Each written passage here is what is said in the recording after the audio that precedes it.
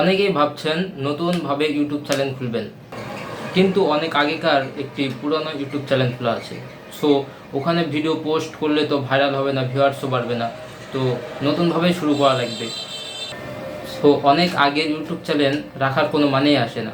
সেজন্য পুরনো YouTube channel বা অনেক আগের ইউটিউব চ্যানেল যারা খুলছেন কিন্তু কাজ করেন নাই, সেগুলো রাখার কোনো মানে আসে না। সেজন্য আজকে দেখাবো যে পুরনো ইউটিউব চ্যানেল পার্মানেন্টলি কীভাবে ডিলিট করা যায়।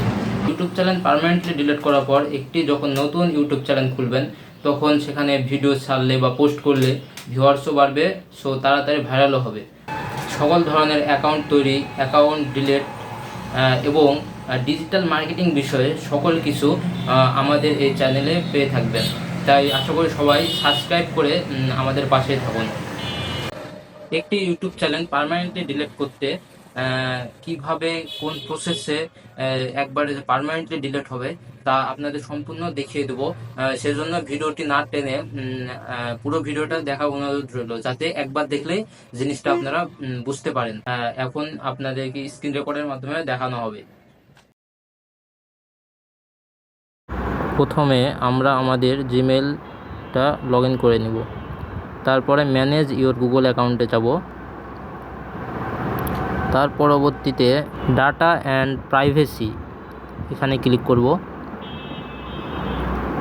তারপরে টুল করে নিচে যাব, একবারে নিচে যেখানে আছে ডিলিট এ গুগল সার্ভিস সেখানে ক্লিক করতে হবে।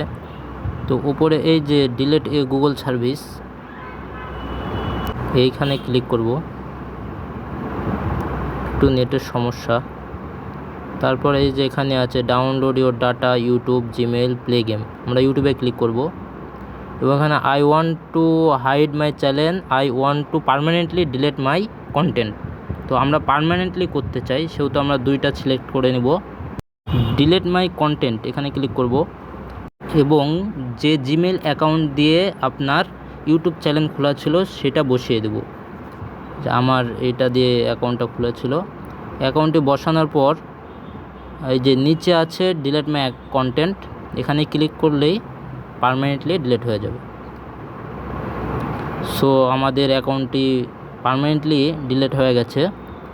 Your content is in the process of being permanently deleted, এবং পার্মানেন্টলি ডিলিট করা হয়ে গেছে অলরেডি।